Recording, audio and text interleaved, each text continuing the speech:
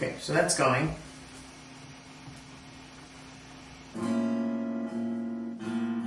That'll work. When it came to living alone, it was one of the hardest ones to bring to life, but one of the easiest ones to write. Living alone kind of walks through the idea of living inside your own head, feeling like you're the only one experiencing those things, and just kind of what all is encompassed in dealing with your own little world and living inside your own mind. And the whole idea of living alone is that you're the only one living inside your head, so you're the only one that really understands what's going on, what's running through your mind, and how it's all taking place. And it's kind of toying with the idea of what would happen, what would it be like to step outside of that and like take a break from living inside your own head. It's very much an overthinking anthem in the way that it's basically asking what's wrong with me, like why am I stuck inside my own thoughts, what really does it look like outside of this, and why am I in this current state of mind. I loved writing that one. I loved the piano on that one, and bringing it to life, like I said, was the hardest one to bring to life, but it was beautiful once it happened. The coolest part about it for me was creating the chorus at the end, because it was something I'd never done before, and coming from a place of I'm not really much of a singer other than for the purpose of my own stuff, it was really cool to be able to bring that all to life and make that happen. Originally writing it, I thought it was going to be the closing track, and then it just fit perfectly as an opener, and I wouldn't have it any other way. Well, I always asked if there's something wrong with me, 'cause there's rooms in here that I wish never came to be.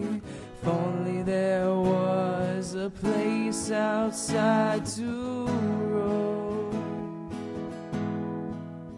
I walk into the kitchen and it's burning down. My bedroom furniture is all sprawled around. This house still don't quite feel like a home.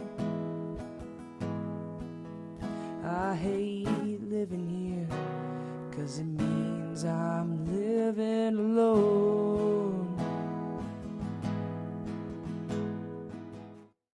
Wanted Posters for me was one of those songs that I didn't really understand entirely what it was about or the story I was trying to tell until the song was completely done.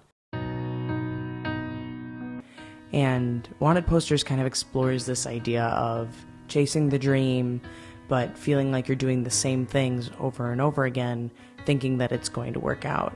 And they say that the definition of insanity is doing the same thing over and over again, expecting a different result. And that's kind of what this was, is it was like chasing after the same dream, but in the same sorts of ways, and not really looking at it in terms of what can I do to accomplish it. It was kind of looking at it in the way of, this is what I'm doing. If I keep doing this thing, it'll eventually work out. And the whole wanted poster element kind of comes from this idea that the person that we're trying to be doesn't really look like who we are or look like who we think we are, and kind of exploring that sort of narrative in terms of I don't currently look like who I was, and I also currently don't look like who I thought I would be. Being that the whole theme of this project was kind of this early 20s life transition, it's very fitting because we're not the person that we dreamed we would be. You know, you go to college and expect X, Y, and Z to happen, but X, Y, and Z doesn't happen, so then you walk out of it different than you thought you would, and it's this feeling of, am I where I should be, or is the person that I thought I was going to become not really the person that I was meant to be? And there's a lot going on in this song behind the story, and this was one of my better songwriting songs on this album, and Wanted Posters is one of those that's definitely underrated and doesn't get necessarily the hype it deserves, because it does tell a really cool story, And it's something that a lot of people can relate to because we all have dreams and we all have things that we want to work out and want to be, but those things don't always work out in the way that we plan them to, and we don't always become the people that we think we're going to. And I think that I've lost my mind, and I don't think that I'll find it. Been chasing after it for miles and miles, but it keeps getting further away. And I don't think I'll make my way back. It's been hours since I even veered off the tracks. Years since anything's felt in place. Kept searching for who I was. The wanted posters wear a different face. 23 is about exactly what you would think it's about. It's about turning 23. Today I turn 20. I even planned on releasing it and did release it on my 23rd birthday. 23 kind of talks about this idea of, we have these life goals and these sort of borderline deadlines for ourselves on when we should be getting done these different things and accomplishing these different ideas, and we have this sort of vision of where we'll be a year from now. And so thinking of it as your 22-year-old self looking at 23, it's like you have all these expectations of who that person's going to be, but in reality, we don't always quite meet those expectations, especially if you're someone that's very aspirational, which I am, and very ambitious. It's like you set all these huge goals and expect all of them to just sort of happen, but you don't really have the vision in mind on how those goals are going to be brought to life. When setting them, you're just kind of looking at it as, I want this to happen, and so then I will just by default make it happen. And that's not often the case. And that's what this one was all about. It was kind of exploring this idea that I'm not where I thought I would be at 23, but I'm okay with it in a way. I will still celebrate this next milestone and I will still enjoy the journey along the way, but I still look at it in terms of I'm not where I thought I'd be and I'm not who I thought I would become. I've already shed a couple tears. I guess you'd say I'm off to a great start. Thought this was the beginning of all my golden years, but I guess I must have blinked at the best part. They say your 20s is where it all comes together. I'm still waiting for that to come to be. 21 and 22 were fine, average at best most of the time, but I've been banking on turning 23.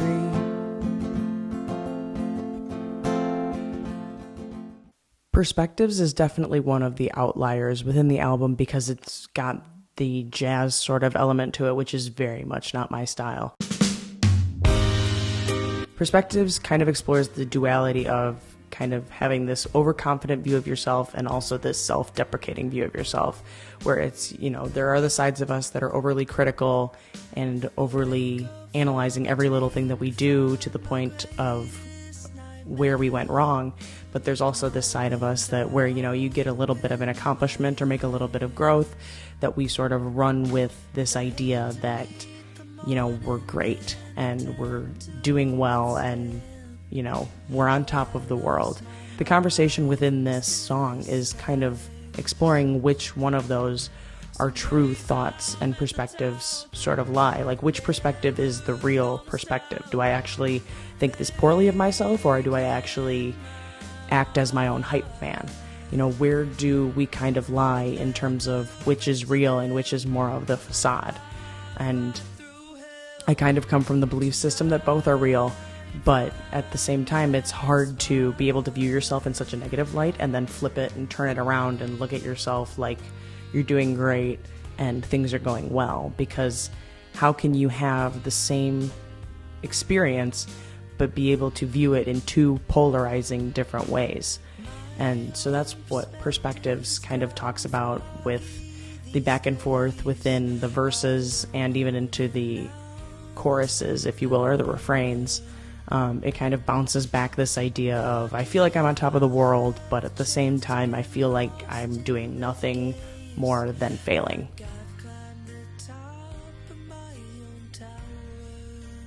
Interlude was one that just was exactly what it needed to be.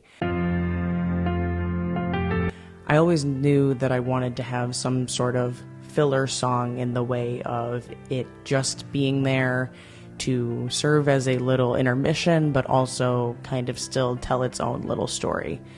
An interlude for me was kind of just a train of thought. It explores these different sort of self-reflection ideas in terms of how you are viewing your own experience, how you're trying to sort of exemplify that experience. And specifically with this, it was kind of looking at what I was doing with this whole album in terms of trying to portray my emotions and what I felt throughout the last year and throughout this creative process into a song. You know, you try to wear your heart on your sleeve as a songwriter and put everything that you have emotionally into what you're creating, but it's not always the easiest thing. And for me, having those conversations outside of music, it proves to be more difficult. And so it's discussing this idea of, this is where I come to let out all the things that need to be let out, and where those sorts of more deeper meanings come to life and become songs. I'm Not Okay is about as point blank as it truly could be. I'm not okay. I'm Not Okay is a commentary on this idea that even at our worst, we act like we're at our best. When somebody asks you how you are, you don't answer with, I'm not okay. You say, I'm good, I'm fine, things are good, things are all right. You find some way to just at least put it in a slightly positive light so that more questions aren't asked, people aren't concerned, and you're not burdening anybody else with how you might be feeling at the time. And that's exactly what the song is. It's just kind of, I'm keeping this to myself. I'll say I'm good, I'll say I'm fine, but truth is maybe I'm not. We all do it. We're all huge culprits of it. At times we can be honest with the people that we're closest with, but it's truly just become a social norm to say that you're good when you're not, and say that things are fine when they aren't. And that's entirely what this song is all about. I'm not okay, but how many times will I say I'm good, doing fine, everything's alright, and the truth is I'm not okay. The words won't come out that way. I actually lied, I'm not really alright, and the truth is I'm not okay. Welcome to the Party kind of came to life completely out of nowhere and was actually written during the time that I was already creating the album. It actually replaced a song that I had slotted in the album that didn't end up making the cut, but it just poured out of me in a way that I didn't expect and didn't necessarily anticipate, because it wasn't necessarily something that I was feeling at the time. Welcome to the Party explores being dissociated and just kind of existing without feeling, and being just essentially a human being without what makes us human, and the emotion and the feeling and those sorts of ideas. It just walks through the idea of being dissociated and kind of feeling like nothing's really going on in that moment, and feeling disconnected from reality in a very direct way. I don't know what to think, I don't know how to feel, I don't know what to say, I feel faded, all just kind of right on the nose for the idea of being dissociated.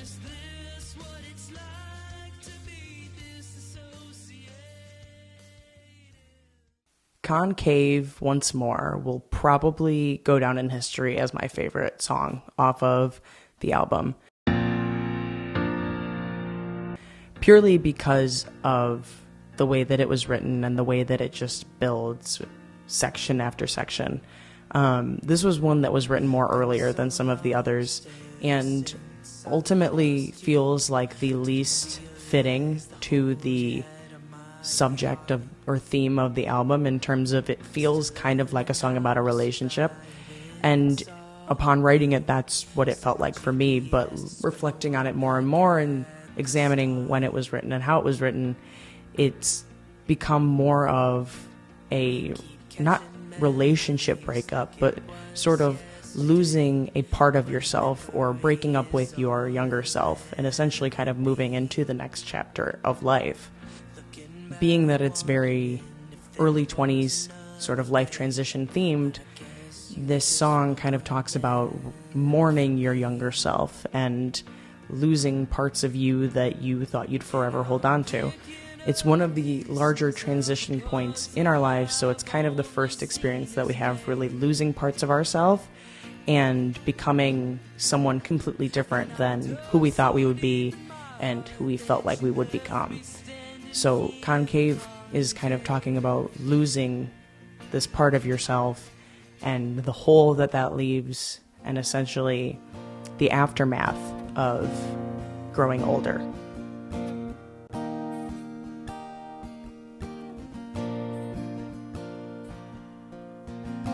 Been so lost ever since I lost you.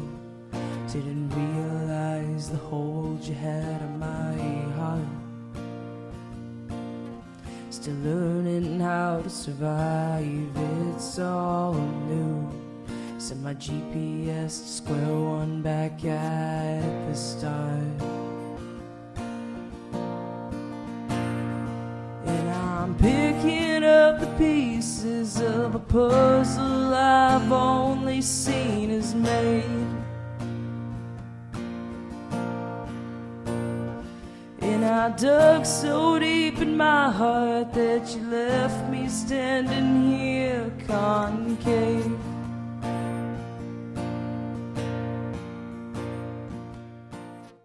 White Flag was probably the heaviest track on the album, purely because of the conversation and the story that it tells.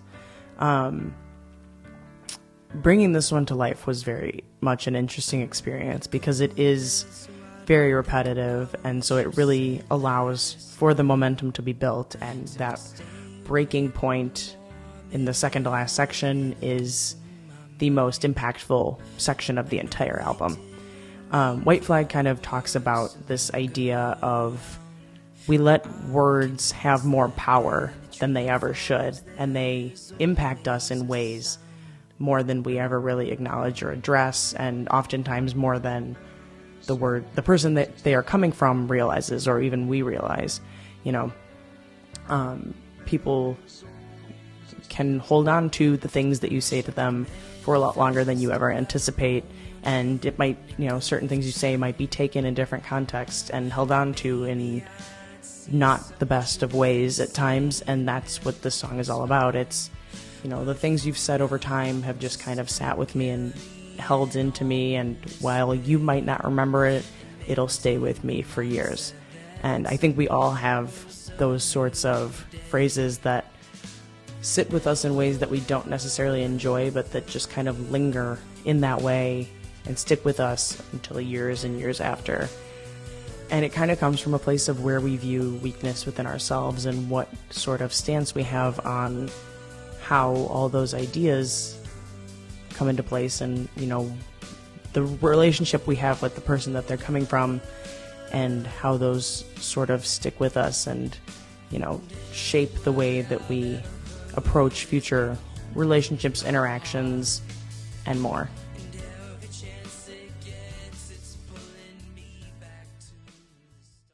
Truth be told, I think originally it was supposed to be the first track, and like Living Alone ended up taking the complete opposite position.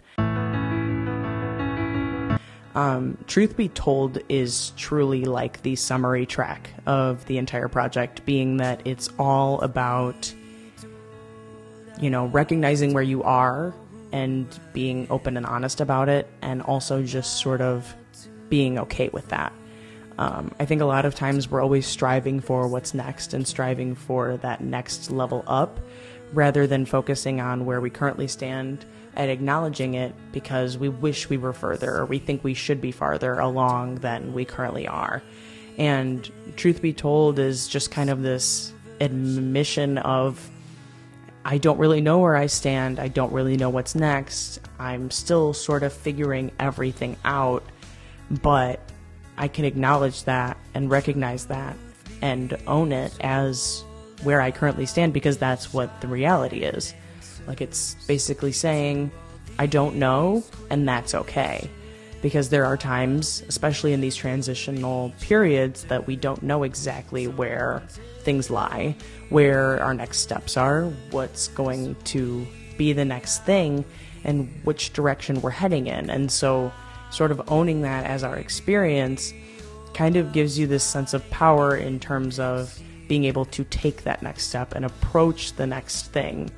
Because oftentimes we look at it in a way of, okay, like, that's just where it is, whatever, but that's not what I want. Like, I just want to be at the next thing. I want to move on to the next adventure or the next era.